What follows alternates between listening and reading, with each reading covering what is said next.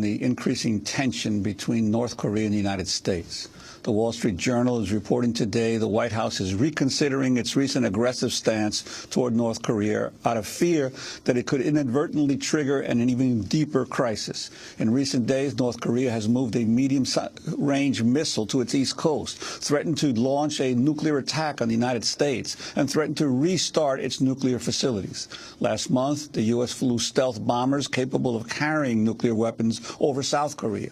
The United States has also sent 2 guided missile destroyers to the waters off South Korea and announced plans to deploy an advanced missile defense system to Guam in the next few weeks, 2 years ahead of schedule.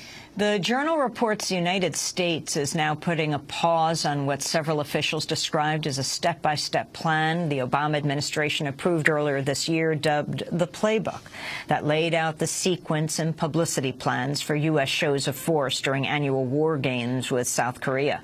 One senior administration official said, quote, "The concern was that we were heightening the prospect of misperceptions on the part of the North Koreans and that could lead to miscalculation." More about the latest on North Korea, we're joined by Christine Hung, assistant professor at University of California, Santa Cruz, on the executive board of Korea Policy Institute. She spent time in North Korea, including a visit to the country as part of a North American peace delegation.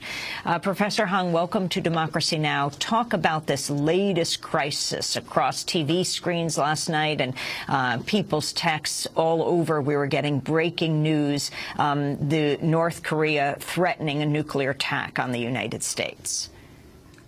Right. Well, what I'd say is that the news that you actually opened with, which is that the United States has pulled back, leads us to focus not just on North Korea's threats, but actually what the U.S. was doing and what possible consequences might ensue from that. And I think that we've really entered into a new era. I mean, this is no longer a decade ago or even half a decade ago when denuclearization seemed like an achievable policy. It very well may be the case that we've entered into an era in which it's a fait accompli that North Korea is a de facto nuclear power. Indeed, right now it states that its nuclear deterrent is essential to its sovereignty. And so what we were hurtling down until recently was a pathway in which the U.S. was, with this playbook, basically having these very sort of hubristic displays of military might. And we were hurtling down a pathway in which one potential solution, so to speak, to North Korean nuclearization would have been a U.S. nuclear first strike against North Korea, which is inconceivable. And I think that one thing that has been vastly underreported in the U.S. media is the fact that one of the responses that the U.S. probably wasn't entirely prepared for was the fact that China was amassing forces, military forces, and personnel, vehicles, etc., along the North Korea-China border. And also, and this is reported in Russian news and Iranian news and other global news, China also conducted its own live fire drills in the West Sea in a show of support for North Korea. And this, of course, was a kind of direct parallel, definitely not on the sort of scale, size, and scope of U.S. ROK war games, but definitely a kind of counter to those massive war games which are ongoing right now. And Professor Hong, what about those war games, these annual exercises that the United States is involved in, given the fact that there still is no peace treaty that actually ended the Korean War, the aggressive nature or the bellicose nature perceived by North Korea of these constant annual exercises between South Korea and the United States?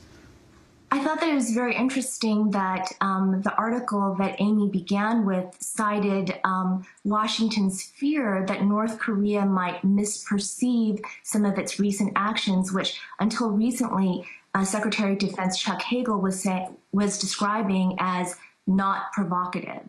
And, I think that if you think about a kind of parallel circumstance, and I think it's unimaginable for us in the United States to think of this, if you could just imagine, for example, Mexico with a historic foe of the United States like Russia conducting massive military exercises south of the United States border and in its surrounding waters, and that simulate an invasion of the United States and a joint Mexico and Russian occupation of the United States, including simulations of nuclear first strikes. I mean, it's difficult to conceive that the U.S. wouldn't regard that as an act of hostility and aggression, and indeed North Korea does.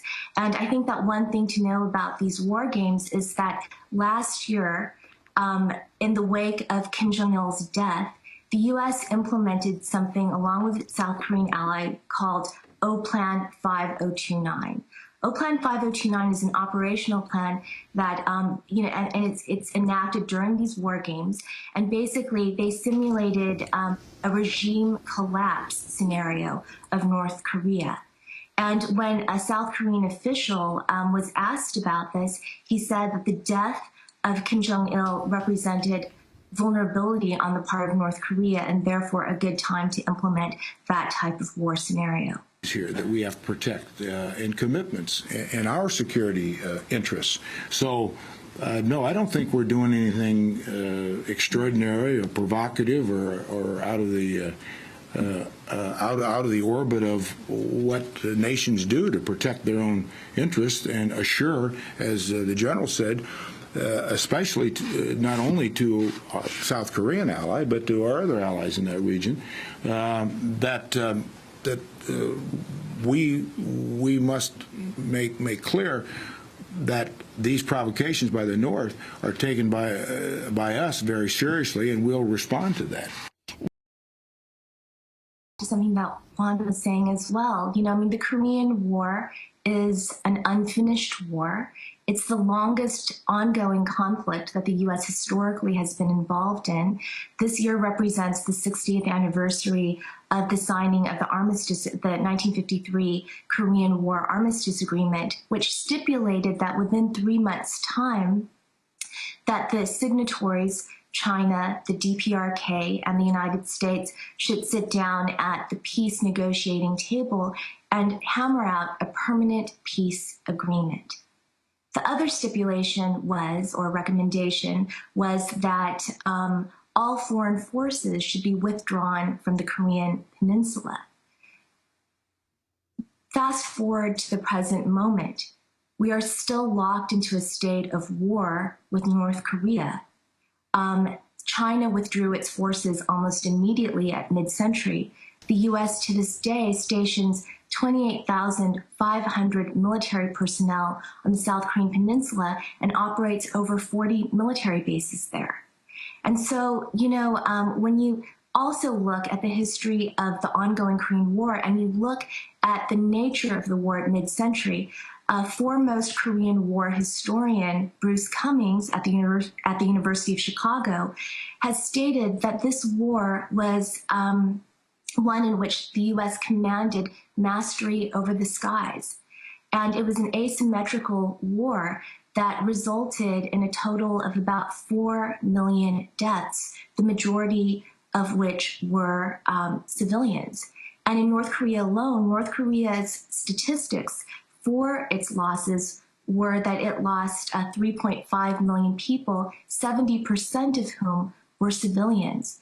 And so when you're talking about these kinds of military sorties with B-2 stealth bombers and the possibility of a nuclear strike, which the U.S. has maintained as an option and threatened North Korea over 9 times historically, then you have to understand that on the North Korean side, it's built upon a profound historical and personal understanding of ruin at the hands of the United States. And indeed, the bombing campaign that the U.S. Historically, waged against North Korea was called by Bruce Cummings a bombing holocaust. And he said that the air war was genocidal in nature. Very quickly, last question. What do you think could bring peace to the peninsula, to North and South Korea? You know, I think that what could bring peace to the peninsula is seriousness on the part of the United States to deal with a nuclear North Korea, to realize that it is, for all intents and purposes, a fait accompli, and for the U.S. to broker a peace with its historic foe. You know, President Barack Obama came into office saying that he would stretch out a hand to those enemies of the United States that uncurled their fists. And as much as the media says that all provocation is on the side of North Korea alone, I think that it's actually important to recall a message that both former ambassador to South Korea, Donald Gregg, and son of Billy Graham, Franklin Graham, have said is a very serious message. And it's actually Dennis Rodman's message that he was conveying from Kim Jong-un to Barack Obama, and which the White House refused to receive. And the substance of the message was, I don't want war, call me. Explosion is imminent and war could break out today or tomorrow. South Korean-based journalist Joseph Kim has more now on the latest in a series of threats there. We see that they use words like the attack has been cleared or the attack has been authorized. As well as the beginning of the warning, they say we formally inform Washington. So we see that this rhetoric has actually been repeated by North Korea.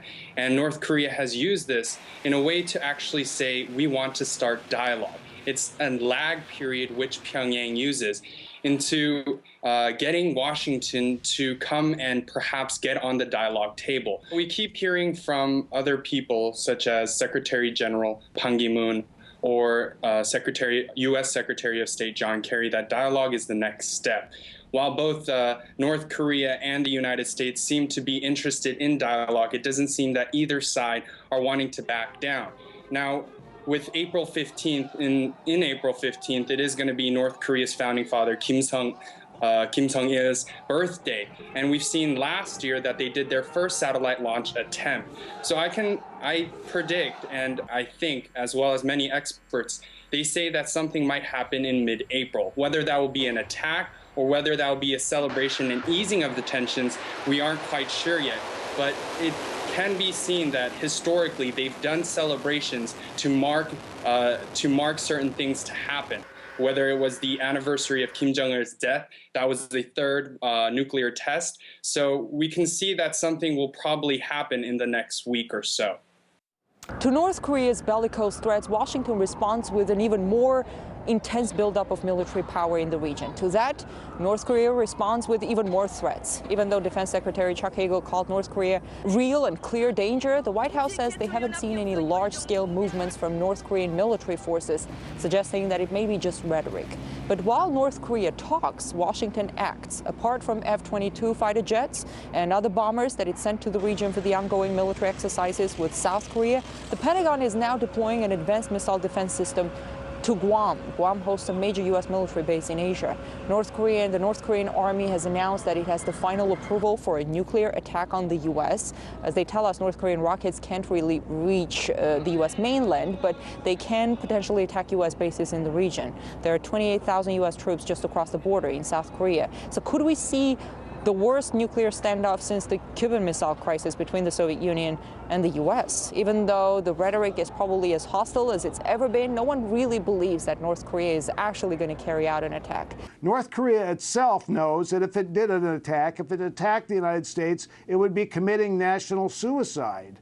The United States would retaliate in a tremendous fashion. North Korea does not want to commit suicide. I believe North Korea is doing all this so it can get to a point to actually negotiate some kind of peace agreement with the United States. In the U.S. media, too, you have all pundits basically saying the same thing, that North Korea is not going to strike because they know it's a suicide, that they want to reach some kind of a deal with Washington, but they're not going to get it. You have former officials, experts all saying that. But with all this war talk from North Korea and with U.S. military buildup in the region, some say all it may take is for one of the sides to snap or some kind of a mistake before everything spirals out of control. Who is basically threatening who? Well, clearly the rhetoric on both sides is is reaching unusual proportions. What is astonishing to me is that the rhetoric really does raise the possibility of serious military activity. The threat of an attack directly on the United States is literally unlikely, if not technically impossible. The only missile the North has that can possibly reach the west coast of the United States has never even been tested as a missile. It launched a satellite a few months ago. But they can reach both South Korea and, of course, Japan and possibly Guam with some accuracy. The United States response, which has been to fly B-2 bombers, stealth bombers, and to continue the joint South Korean American military activities, is simply a response in kind. It is not designed to smooth or soothe anything. It's kind of astonishing that both parties would choose this kind of rhetoric and activity, because the potential for it provoking the nuclearization of Japan and South Korea, which is of enormous concern to Beijing and China, is one of the major byproducts. You say that the United States is actually provoking North Korea. It's not so much a provocation as a retaliation to this campaign, rhetorical campaign by the North. I am somewhat taken back that the United States chose a show of force in response to this rhetoric, because clearly if the United States wished to attack North Korea, it would be a very one-sided and quick affair militarily. And so the escalation or the retaliation by flying these bombers and continuing things has really just poured gasoline on a fire which was created by responses and concerns from Pyongyang, and we have added to that fire. Options are on the table when it comes to North Korea. So we know that from the Korean War on, the United States has made this a very important part of its strategy. I mean, Douglas MacArthur even said that during the Korean War, he had a plan to drop 30 to 50 atomic bombs on the border between North Korea and China to help the United States win the war. Even during the armistice talks between the United States and the so-called United Nations forces and the North Koreans, they were considering using nuclear weapons on that country. So obviously, if there's going to be any threat of nuclear war between North Korea and the United States, it's going to be on the part of the United States. There was a war between North Korea and the United States was extremely brutal. But I mean, you know, in the past decade, just the past decade, we've seen the United States invade Iraq, Afghanistan, wage war in Somalia, all across the African continent, all across Asia. Recently do the Asia pivot, where it significantly put more troops in, you know, Australia and other countries, moving all sorts of weapon systems, including the F-22 stealth fighter, to the Korean peninsula, selling drones to South Korea. So all we can see really is the United States, the most powerful country in the world, with the preponderance of force on its side, continuing to tighten the screws economically with sanctions and build up its military force and its saber rattling. So I think North Korea, looking at what's happened to Iraq, what's now happening to Syria, what's happened to Afghanistan, has to see Libya, for instance, who supposedly, you know, won or learned the lessons of Iraq by eliminating their weapons of mass destruction program. President Gaddafi, or Muammar Gaddafi, was still taken out of the picture. So the North Koreans certainly, I think, are responding to the trend of the United States over the past decade to overthrow any regime that stands in its way. One of those nations that in the post-war period decided to choose a different development path, a path of socialism, not capitalism. And all countries that decided not to go the capitalist road were targeted by the United States, really for destruction, for showing that there's a different way other than the capitalist U.S.-led road of development. And I think North Korea, the hostility between the United States and the Democratic People's Republic of Korea is really rooted in this difference. The fact that North Korea, whatever the issues going on in the country still stands as a sign of independent development. The idea that you can do it differently, that it doesn't have to be just like the United States says, that you don't have to kowtow to their every single wish. And for the United States, this is extremely dangerous because if other countries start to feel this way, it threatens the hegemony of the U.S. imperial strategy. I mean, as we know, or as many people in America do not know, one of the key negotiating points for the North Koreans has always been to sign a peace treaty. Only an armistice has been signed. The United States refuses to sign a peace treaty because they feel they have no interest in a peaceful resolution of the North Korean issue, because then North Korea would be free to not spend all their money on the military, not have to be consistently concerned with being invaded by the United States and by South Korea and other nations allied with America. It would be able to, at least potentially, prosper. And that would send the wrong message. It would send the message that independent countries, countries that are non-capitalist, countries that decide not to kowtow to the United States and Western nations, could in fact succeed. And so by keeping up the pressure on North Korea militarily and by sanctions, it sort of forces them into a fortress-like mentality, which makes it look like the least desirable place in the world to live, and that's very valuable to U.S. propaganda in terms of saying to other countries, you should do what we say. Of course, other client states like Saudi Arabia and Bahrain, egregious human rights violators. We don't hear much about that, Eugene, but we constantly hear about North Korean human rights abuses. But I think the Korean War, when people think about this, it's totally forgotten, almost omitted from the discussion of what really happened. 5 million dead, carpet bombing for years in the country. And since then, I mean, people don't even realize that Korea used to be a unified country. I mean, talk about the demilitarized zone and how the people don't even necessarily want that. They want unification. Certainly, people do want unification in Korea, and there's a strong movement in South Korea, a pro-peace unification movement that is never written about, but there's 1,000 years of unbroken culture and history in Korea, and that's something that on neither side of the border, I mean, we see that on both sides there's a significant sense of people wanting to reunify, wanting to come back together, but the United States and its super bellicose policy of constantly refusing to resolve the issue with a peace treaty and really denying on numerous occasions the issue of bilateral talks and refusing to remove troops from the Korean Peninsula has continually kept things at a knife's edge. Why is it that these sovereign nations don't have the right to defend themselves from a nuclear state that has used nuclear weapons in war? We have about a minute left. Well, for exactly that reason, because then they'd be able to defend themselves. I mean, Iraq kept saying over and over again, we don't have weapons of mass destruction. It didn't help them. Libya got rid of their weapons of mass destruction. Didn't help them. Everyone who the U.S. has targeted in the axis of evil or for regime change, they have to be able to defend themselves or they will be taken out. I mean, that's the lesson. What other lesson could you draw if you're North Korea other than if we don't have nuclear weapons and act like we're going to use them, then we will not be able to appropriately deter people like the United States with thousands of nuclear weapons who seek to dominate the world and who use more military force on a daily basis than any other country in history.